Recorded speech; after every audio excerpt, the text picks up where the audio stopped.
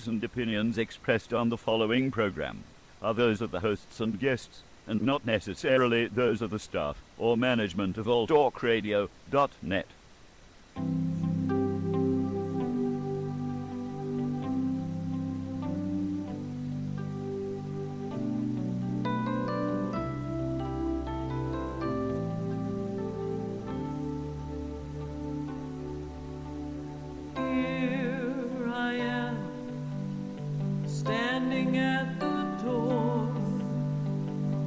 Looking back at life as it's been before,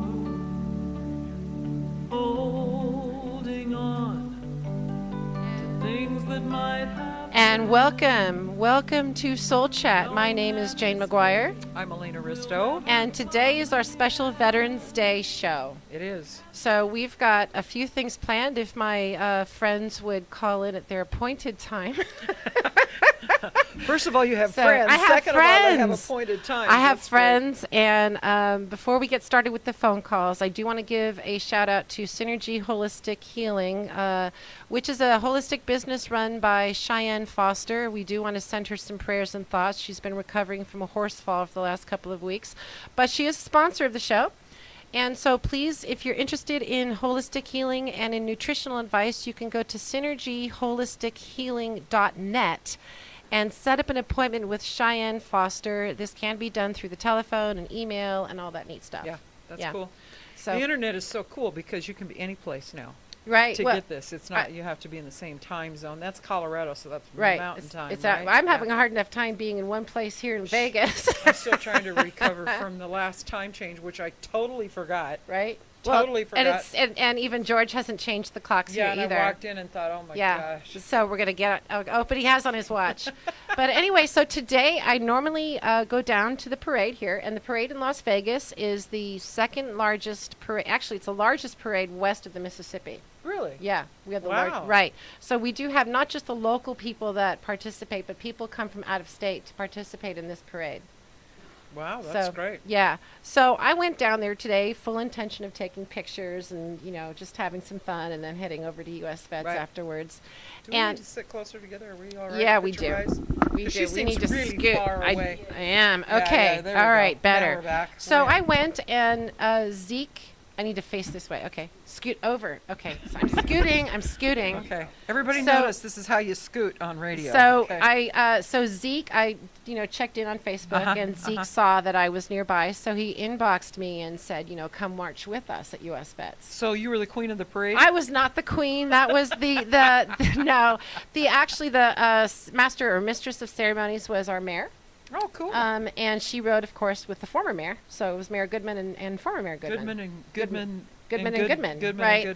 Right. And then Dina Titus showed up, and so I was at this point where, okay, well, I'm not going to watch the parade. I get to be part of it. Mm-hmm. So that was thrilling for me. It was exciting. It was fun.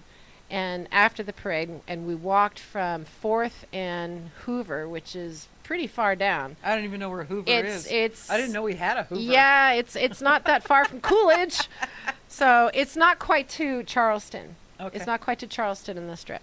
So I walked all the way, caught up with them, and we did some chants and, cheer, it was rah rah reek type stuff all the way down. It was fun. And then I wound up, getting my car, walking all the way back because the parade went through Fremont Street. Oh, wow. Yeah, so it was a long walk. And so went back all the way to 4th and Carson and got my car, and then drove over to U.S. Vets. And they had it set up this time where all the vets came in and sat at the table, and they were served by employees and volunteers in restaurant style. Oh, that's neat. Yeah, so they took the orders and then we delivered. And so it was interesting. Saw a couple of vets that are no longer showing up to meditation because they're doing their thing. So that was good. They have jobs. They have jobs. They have a life back. Yep, and I actually asked one of them he's actually doing some community work over at Magical Forest. Oh, that's cool. And so he's been over there helping them set up for Christmas. Very excited. He said he was going to call in tonight, Brian. Oh. Said he was going to call in. But he did ask about you. He did ask when you're going to come and do another drum circle. Okay. So I just was looking at the drums today, and I got that new drum, Oh. yeah. Okay. The Sounds one like you had fun. to talk me into. Yes, Yeah. yes. Yeah. So that was fun. And then I was going to head over to, we just lost connection. How did that happen? I did it. Oh, just lost connection. So keep talking because I'm not No, connected. because none of us are talking. Oh. Oh, we are. So- we just can't hear. Oh, we just can't hear each other. Okay. There we go. Maybe All that's right. a good thing. So Yeah.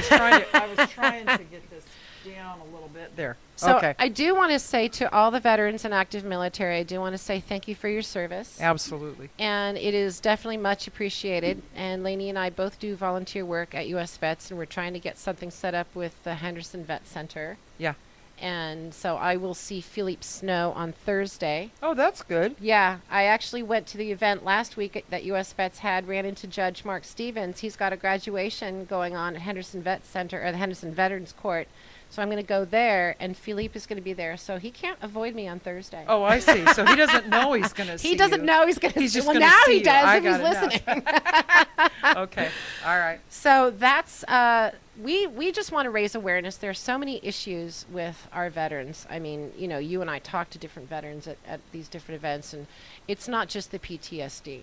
No, there's more than that. There's more than that. It's the going physical on. health. It's some of them that are on a lot of different medications. Right. It's transportation. It's some of them it's as simple as being able to sit down and make a decision. Right. And follow through with it. And for others, it's about reintegrating back into society. And we are not talking about a lot of the veterans you and I work with are Vietnam or Vietnam era. Yeah, it's not that those wars are done for them. No, they're not done. They're not done for They them, definitely no. still have those No. internal conflicts going on. And so you and I deal with that holistically, and we support them as much as we can. So this is, and we're not the only ones. I should say we should acknowledge all the volunteers. Everybody. And not just U.S. Vets, but all the veteran organizations that go above and beyond the call of duty. I did learn, and it's fascinating, U.S. Vets has their own YouTube station. And they did a video Thursday night at their event. They are the only veteran organization here in Las Vegas that actually goes out into the washes, and they go out into the streets, and they go out into the desert, Red Rock, and all that. Looking for veterans that are hanging on to the edge out there. Yeah. To bring them in, whereas some of these other veteran organizations wait for them to come in off the street. Yeah. So that's one of the things that makes U.S. Vets completely different. Right. They're very, very proactive, and they are, and kudos to Shalimar, very open to integrating the holistic stress relieving techniques that you and me and some of the other people bring. Not just and some people ask, they think a drum circle is just simply people sitting around and pounding on drums. They don't understand what happens for people that are under stress, not just veterans, but anybody. Yeah. Because what drumming can do is it allows your energy to speak through the drum. And we've had some of them come up to us afterwards and say, "Wow, I'm going to be able to sleep well tonight. Yeah. I'm going to be able," because you are transmuting that energy, that stress, and you're transmitting it through something that's fun. Well, it's fun, and it's not making a judgment. No. There's no judgment going on when you're beating on a drum. Right. It's just simply receiving. But part of it too, though, is And that then you're also an entertainer on well, top of being a that kind of shamanic helps. healer. I mean, I can't help myself. So you actually get into you sing. Well, yeah, but it's all about speaking to them in a way, and it's all about touching them in a way that they feel like they can respond. Yeah. Exactly. Yeah. Exactly. Yeah. I want to give out the phone number to the show. So the phone number is 702-609-7626. So I know we have somebody that just called on my cell phone, so that's why I'm giving out the number. So Kenneth, I know you're trying to call in on the landline for the show. Is that what that buzzing was? Yeah. So so call in, and it's 702-609-7626, and call in now, please. Texting him on air. I do want to talk about for people who got text messages that I sent out, and I send out text messages every week. Usually it's the day of, talking about the show, what we're going to talk about on the show. We put it on Facebook. So if you're interested in what's coming up, be sure and go to our Facebook page, which is called Soul Chat. Yep. Okay. And what I want to say is that let's talk about honoring our veterans, but also let's talk about the warrior's heart. Yes. This is a Yes. really important thing. Yes. Because in days of old, it was the warriors. If you go clear back, and of course I go back into nature and shamanism because that's That's your path. that's my path. But warriors were so essential in every part of it. Not as much in the same way now, because in those days we didn't have Safeways. We didn't have Right. We didn't have Everything was organic. Everything was organic. I mean, you had to go out every day. Was a struggle. We have a call coming in? Oh, okay. All right. So that must be Ken. All right.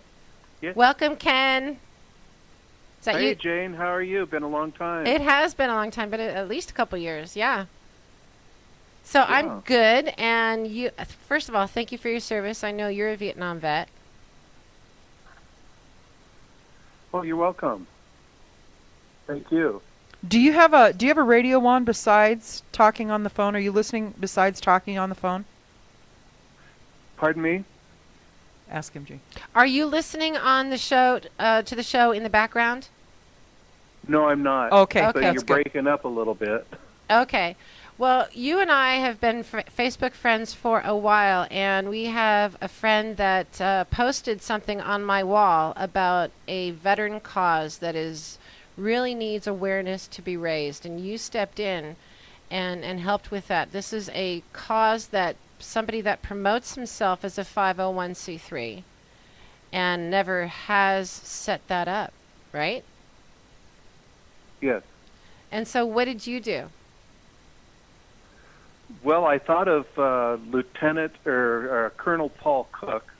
He's our congressman for the 8th District here where I live, and he's on the Veterans Affairs Committee, and I decided to go ahead and write him. So I wrote him a letter, and he responded the next day. We did it by email. Mm-hmm. I basically asked him give us some direction on how we could investigate this, any contacts that we could get a hold of that would investigate allegations of fraud and on this agency that I believe, what was the name of it? I think it was Veterans for a Change. I think. Veterans for Change. Yes. I think that's it. And he has somebody that we've met has the documents showing that the money that he had taken in went to his rent and did not go to the cause. You know, and of course. Yes, John Gagner was his name, I Yes. believe. He's up in Washington. Yes, and this is in your area in Southern California, which is a huge veteran population. The whole Riverside area, that's a huge population. So thank yes. you. Thank you for stepping in. And you got the response. So do you trust this politician enough to actually follow through with this? I believe so. Paul Cook is really gung-ho on veterans and veterans affairs, and he is very active with veterans to make sure that they get treatment. He's very vocal in Washington. He's an advocate for every veteran that I know of, and him being a veteran of the Marines for 28 years. Oh, good. Okay. His heart is with the veterans. So, and then you also, after you got out, you kind of stayed in the field of healing and working with not only veterans but other people that were having some mental issues. Yes, I worked in forensic psych for close to 40 years. Ended up being a program director at one of the state facilities here in California, and had to deal with a lot of PTSD with many of our veterans, and try and get them over the hump and get them in the right direction, get them some help, and get them their lives back on track. So many of our veterans, I feel, are being mistreated by our government these days. And it's not just these days. It's actually been going on for a long time, but it's just the truth is now coming out about that. Yes, I agree. Yeah. I agree. Our veterans deserve so much more we wouldn't be able to be as vocal or live the life that we have without our veterans. That's true. Well, and this, Ken, my name is Elena. Yes. I'm the co-host on here with Jane. Yes. I'm sitting here quietly listening. We were just starting to talk about, and I would love to have your input. I was just starting to talk about our veterans and the warrior's heart. I have a shamanic background. I'm a shamanic healer, and thousands of years ago, the warriors that we had, there was a pride. There was a core in them, that of their spirit, that knowing what they had to do, they did it because there was a pride in that they were protecting something that was very, very dear to them. Do you believe that that is as strong today as it maybe was 2,000 years ago when we had tribes? Is he there? Did you hear that, Ken? Yeah. I'm thinking of how to answer that.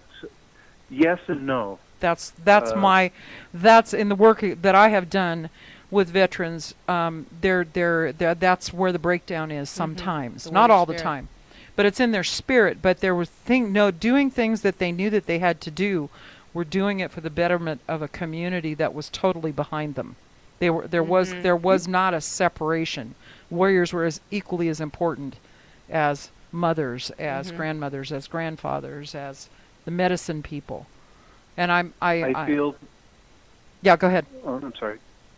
I feel that with our current administration, that the patriotism has fallen off, especially in the populated areas.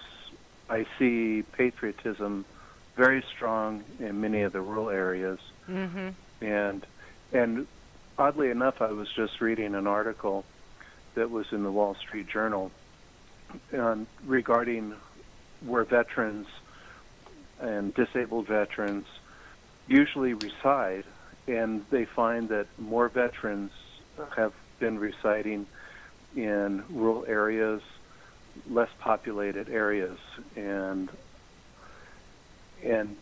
I think they find the patriotism there that they're looking for. They find people that understand them. I just feel that so much in the big cities, inner cities, people really don't care about it anymore. And I've noticed that it's declined since they stopped the draft. Interesting. See, I've sort of thought that over the last 13 or 14 years with the wars and a lot of the traumatic events that have happened in the United States and beyond, I sort of felt that the patriotism had risen. I feel like there's a resurgence of it in the United States. My feeling is, and of course here I'm going back to my shamanic background again, is when you're smaller and you have more opportunity to connect with people. If you take the politics out of it, take everything out of it, and just look at the population. We have a population that is scattered. Yes. There are no tribes. Yeah. There is, a smaller town has a feel for it, has a tighter feel for it, just for distance. I mean, if you go back to a show we had a couple of weeks ago where towns that were 3 miles apart would develop different dialects so that they couldn't even talk because they were small enough that everybody was connected and they learned a certain way. It was a sense of community. There's a bigger sense of community. Now, I do know, and this has been a long time, when I was in Norway years and years ago, there is such a pride in their Navy. It is considered an honor to be in that. And every young man, I don't know how it is now because it's been a number of years since I've been there, but it's quite the deal to be in the military there. Yeah. And I don't experience that here. Part of it, I think, is part of what you're saying, Ken, is that part of it probably leads to this administration. But I know other administrations in my time on this earth that some of them were stronger, some of them were less. But I just think we're so big, we're going so fast, and we're so fractured that the connections, the heart-to-heart connection that can be made, and honoring the individual for what they bring to the community it's not being supported anymore in the same way. Yes. Since when 9/11 happened, I noticed a surge in patriotism. The whole country was on the same page. I agree. And really seemed to be united.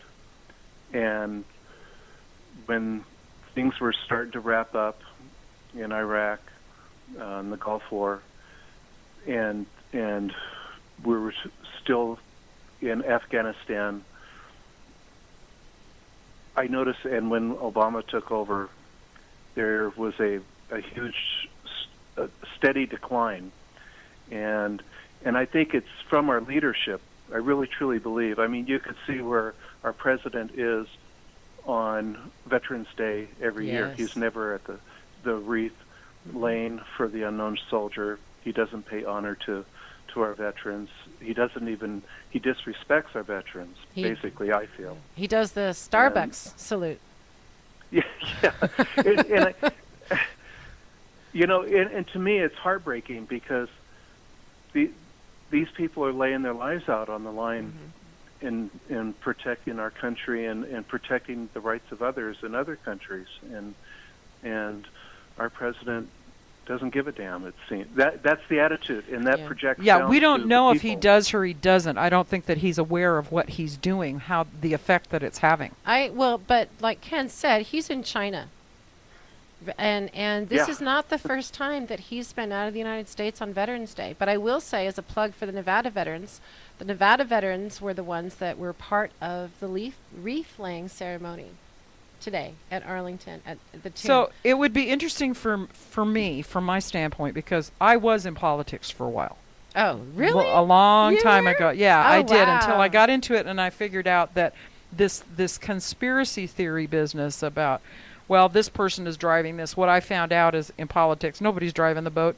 Nobody's driving the boat? Nobody's driving then the we boat. better get somebody from the Navy in Right. there. not in the way they really aren't. It is so fractured. It is so fractured. Well, and there are so many people with so many special interests, but that's a whole nother show. But it's not just about that. It's about the general, the one-star general that was killed in Afghanistan by his own person that he trained. No one from the administration showed up to his funeral, but representatives went to the funeral for Michael Brown, a man that was shot. And it's I don't know anything about that because I've told you. Stay out of it. I stay out of it. Yeah. I had enough experience in that for the work that I do when I'm working with people, I have to stay in the moment as much as I can to do that. I understand that, but our veterans, when they're feeling disrespected by the commander-in-chief, guess what? That is going to affect the work that you and I do. Well, let's go back to the 60s, okay?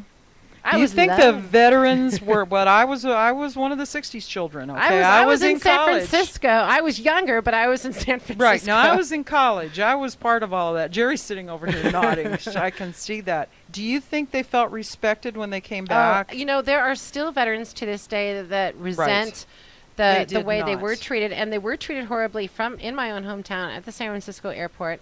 There were all kinds of horrible things going on, and a lot of them, and I'm not judging this, I'm just putting it out there, a lot of them still really resent and hate Jane Fonda, and I'm sure you can identify with that, Ken. Oh, yes. Yeah. But you see, Jane. But you see, here's the thing. How many years down the road are we from that? Right. We have a tendency to look back at things and think that history is still alive and it's not changed. People can change over time. Right. They really can. All my point is there have been other administrations, and I don't want to turn this into a political show because that's not what we're about. No, that's not what all we're right? about. My thing is that I want to honor the warrior. Yeah. Because I think we tend to, because things flip around so much, that there's a tendency to denigrate that particular profession. Mm-hmm. And maybe we don't do it. They're not, they aren't raised in a spiritual manner like the samurais were in other parts of history. We've had it pretty doggone easy in history in the last 100 years. Well, we've definitely gotten away from raising the men and women from when I was growing up to actively desire to be in the military. And I will say that my daughters have friends in the Air Force here, and one of them's in Kuwait now. But it's a lot of times I think what the military is about now for some people is about the benefits. It's about the paycheck. It's about I don't know about the paycheck, but it's about getting if the you're college starving paid to for death, if you're starving to death, if in Detroit when the car industry went down, and most of the people going in the military at that time were coming out of Detroit and places where they were laid off, and they were uneducated, poor Black right. African American men. And they were going in to get the education benefits. That's right. Absolutely. And so but the point here is that yes, I agree with you. I think it's sad that we don't have the administration at the wreath laying and all of that. But just fixing the administration is not going to fix this problem. No, it's not. What we've got to do is get back down to core issue, which is these people are still carrying the battle scars. And back in the day, in Korea and World War II, it was called battle fatigue. Please correct me if I'm wrong, Ken. And then, yes. And then it was the Vietnam vets, actually, because of what they went through with not only the war, but coming home. They're the ones that actually got all these organizations pushed. They're the ones that decided they don't want any other veteran treated the way that they were treated. So all of these organizations popped up because when they came home, they were like, we're not going to do this anymore. But not right away. Right. Oh, no, it took years. It took years for that to happen. Yes. But I still think it comes back to honoring the warrior's heart. It does. I don't think it's, I think if you start there, because you can talk to anybody else, and Ken, you may have done this, people from other countries, men and women that have fought in other countries, do they have the problems that we have here? Yes. Same ones. They do. And it's the Western culture, right? Yeah, I wouldn't know. I really don't know if that's because a good assumption or not. I guarantee you, if you went to a tribe in Africa and they introduced their warriors to you, the pride and the feeling they had for their community and who they were in that community is totally different than what we have here. I would venture to say that. Okay, in that aspect, yes. So why is that? I think that's what we need to look at. I know the British, as I've talked to a few British active military, they deploy their military for 4 months, and then they bring them home, and then they keep them with family for the rest of the year. That's right. And that's they don't deploy them for a year and a half. Or, some of these guys, they're all excited, they're ready to go home after they've been in Iraq or Afghanistan. All of a sudden, they get this piece of paper that says, we're extending your deployment. So you're keeping them away longer from their loved ones, which of course is adding to that trauma. Right. So one of the things that I noticed is in World War II, when that war ended and they were bringing troops home in troop carriers, big ships, and when they would hit home, there were parades for them, celebrations, parades. Yeah. They were celebrating. They were welcomed back as heroes. But not only that, is some of those ships, they would take weeks, maybe a month, to come back home, and it gives them an opportunity, a person to calm down, reassimilate back to out of a war condition into a peaceful condition by the time they hit the home turf. Whereas nowadays, you're on a plane, 9 hours later, you're back in the States, where maybe 10 hours earlier, you were in a combat zone. And I think you need the time also to key down. And not only that. Yes, go ahead. I'm sorry. But and during that time, get some treatment or talk to people, talk about your experiences. Where now, now they just come in and they go home, and they still have, and without any treatment, and they're having to struggle with what they've gone through, and I think it's terrible. So they're more isolated. Right. Yeah. And not only that, but you're right. When the celebrations for World War II, when they came back, and how they came back through the Vietnam War, even the Korean War, even the Korean War. On. Yeah. Yeah. I remember hitchhiking home from the base and ready to get on the freeway on-ramp in my uniform, and people come by and they curse at you, throw things at you. Got a chocolate milkshake thrown at me one time. Right. I was in my dress blues, so that was during 68 and 69. So here we go again. Now we're back to what is the warrior's heart, and how is it being honored? Is it being honored? Now they're coming back, and like you just described, Ken, they're coming back, and there isn't a time to debrief. There isn't a time to rest. There isn't a time to say, welcome home. take some time, get your feet underneath you. Not only that, they're treated as if they have mental illness. Right. Now, mental illness, and there are several articles out there, pretty well factual articles out there, that in the tribes, and of course this is where my roots are in my healing profession, they looked at any kind of mental illness, I don't care if it was male, female, or anything that they were going through, as an initiation. And they were treated like these people need to be given space to go through whatever they're going through, because they're going to bring something special. Right. This is an initiation. They're going to bring a gift to our community by doing this. We don't, and it's honoring who that person is. It's honoring who their spirit is. We've moved away from that, not just in the last 40 years, but I think as a society we've moved away from honoring that. Not just the American society, but I would say, if you look at the Europeans, and maybe they're better at it. They've been warring longer than the United States. Well, yeah, but they don't think they move it. I mean, people still live in communities in Europe. They'll born and they pass away in the same communities. They don't move around like we do. Right, in the right. We United do States. have a very mobile society. We do, yeah, which supports this fracturing. I think. Right, and yet at the same time, a lot of the veterans coming back, they tend to, when they do get together, either through peer-to-peer counseling or the VA or groups like US Vets has, or all these different organizations, they tend to, when they meet up with other vets, tend to have that peer support. They can find it, and it can be created. So now we're going to come back into my arena. Do you know why a drum circle works? Yeah, and this is, Ken, have you ever been to a drum circle? Yes, I have.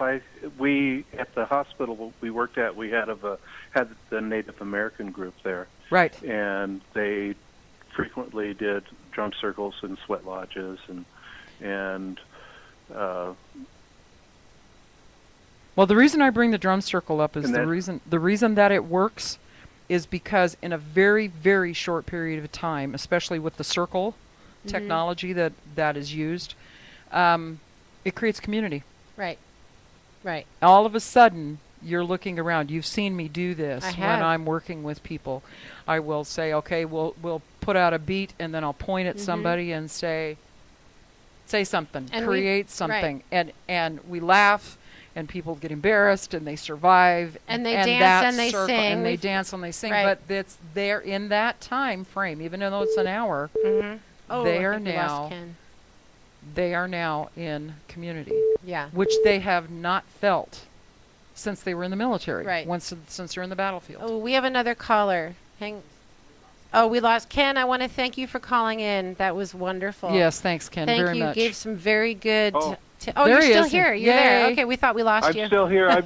You guys are breaking up quite a bit, and I'm only getting part of the conversation. Oh, okay. sorry. So. But the point is that the reason drum circles work, it's not so much that a guy gets a stick and he gets to take his energy out on a drum. It's more about it teaches without teaching, and it creates community in a very short period of time. Yeah. And all of a sudden, they feel a part of something that they haven't felt a part of anything other than when they were back in the field in Afghanistan and Iraq. In Vietnam. And Korea. there's nothing tighter than their brothers that they fought alongside with. That emotion has now, and they miss them. There's a grieving thing that goes on. Yeah. There is. And there is. So do you have something you wanted to add to that, Ken? No, I'm just agreeing with you. Yeah. I've seen that in my observations. I think, and our stuff is similar, but it's different. With the meditations, my thing is connecting them back again to spirit, God, divine love, whatever you want to call it, universal power. And it's not about, in my belief, also changing their belief system. It's about empowering their own and letting them find their path. But I know that some of the guys that I've worked with, that you and I have worked with at US Vets, have meditated and done the drumming circles. They have jobs. Some of them have moved out into apartments, and others are sticking around and finishing the program, the 18-month program that US Vets and has. some of them go out and they have to come back And because it wasn't a strong enough connection for them to maintain it on their own. Right, exactly. And so, but today, though, at US Vets, it was fun because I got to see some of the guys that are working during the day and not able to attend meditation. So it was nice to keep up with them, and find out what was going on with them. So, but I think getting back to community, the problem that I've seen is that people are expecting the military, the VA to solve, not just the VA, but the government to solve all these problems. I think it's the community that actually needs to step up to the plate. I think private industry needs to step up. And I will say that they do here in Las Vegas, they step up. There's a huge sense of support for our veterans here, but I think more and more people need to pick a charity and get involved. Get involved with whatever that particular talent is. Mine is meditation and energy work. Yours is drumming. But there's yoga instructors out there that have donated their time. There's marriage and family counselors. It just goes on. There's a guy in town that I want to get to U.S. Vets. He does wine and design. He does art classes in 2 hours, and it's fun. And I'd love to get him to U.S. Vets because that's another way. Art therapy is a great thing to do. So I would like to see more of the community, not just here in Vegas, but across the United States, really get involved. And I have a little bit of a rant here. Everybody gets all pro-military and pro-veteran in November. I think it needs to be all year round. I really do. I'm glad that everybody's all hyped up about it today, but this is something that you and I do year round. This isn't just in November. No, I'm not going to disagree. Yeah. So you can jump in here anytime. No. Jump in here anytime. No. So also, before we've got so much other stuff, I do want to put out a shout out to U.S. Vets in Las Vegas. If anybody's interested in getting involved in their stand down, which is happening in March of 2015, usually the third week of March, Wednesday and Thursday, and it's going to again be at Cashman Center. The first meeting for Stand Down is going to be in December, so you can go to US Vets Las Vegas, sign in the website, and then Shalimar will add you to the email list, and you can start attending the meetings. So the first one is in December, and then it really starts up in January. So I'm putting this out to the community. And if you're not in Las Vegas and you're a veteran that needs a job or that needs something going on, come to Las Vegas and attend this. You don't have to be strictly in Clark County. If you need a job, you can come to Las Vegas and they'll get you in a home. And so anyway, so that's happening. U.S. Vets, and I'm sure this is happening with other organizations, is also, as of today, the veterans at U.S. Vets were told to get up to the computer and put up their wish lists for Christmas. Those will be online if people are interested in buying a Christmas gift for a vet at U.S. Vets. So those are some of the things coming up. That's great. Yeah. How much time do you have left? Since I'm looking at the clock and it makes no sense to me. Right. We have 7 minutes left. Okay. Ken, I got to thank you for calling in. Thank you for following through on this. I really appreciate it. Oh, you're welcome. Thanks, Ken. It was nice to meet you. Yeah, and the show should be up. We have a Facebook page called Soul Chat, so the show should be up there within about an hour after we're done here, right? It's up on YouTube. It's up on whenever YouTube? we can get to YouTube and Okay, get it. It'll be up there by tomorrow. Okay. I usually get it up there And by then tomorrow. before we go out, you actually have a song. Yeah, it was a song that was actually written. It wasn't written for the military, but it was actually written for the Red Cross in the local area that I lived in, Washington State. And they came to us, and they have a hero's breakfast every year.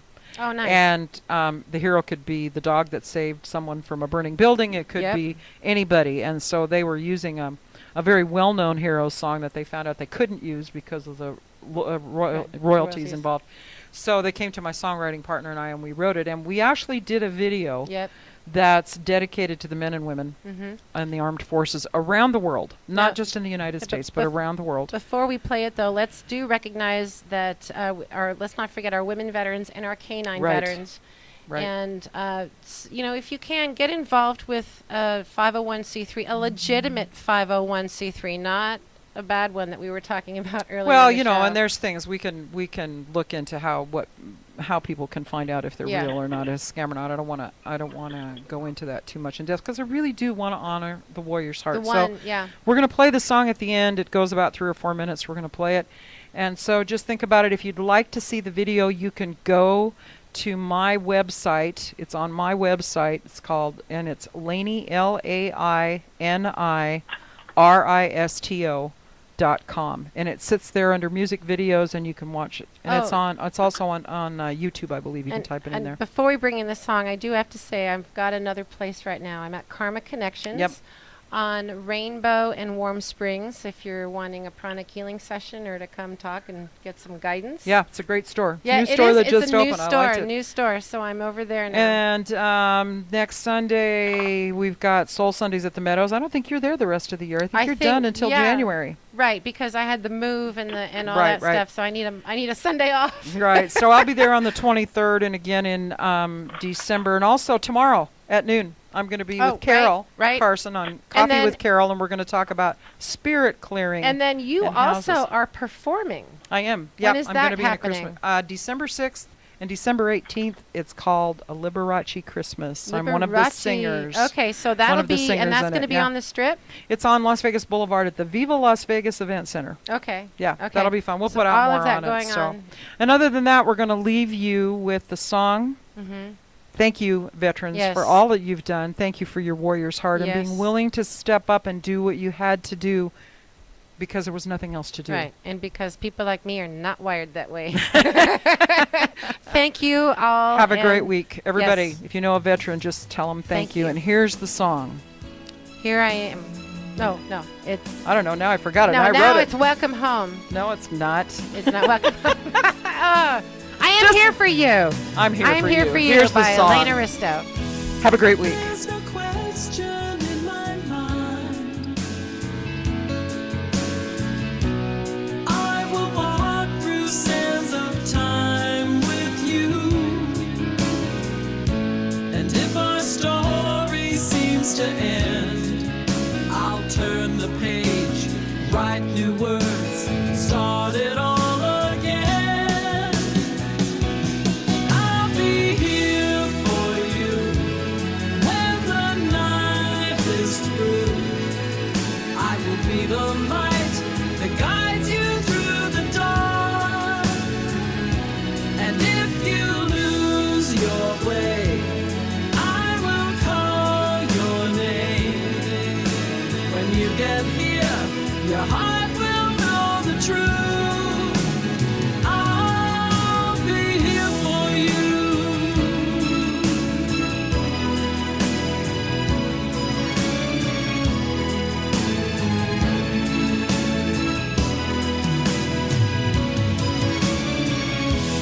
If the world tears us apart, I'll remember who you really are. I'll treasure everything you know, tend your soul, let you grow, hold you in my heart. I'll be here for you when the night is through. I will be the light that guides you through the dark. And if you lose your way, I will call your name. When you get here, your heart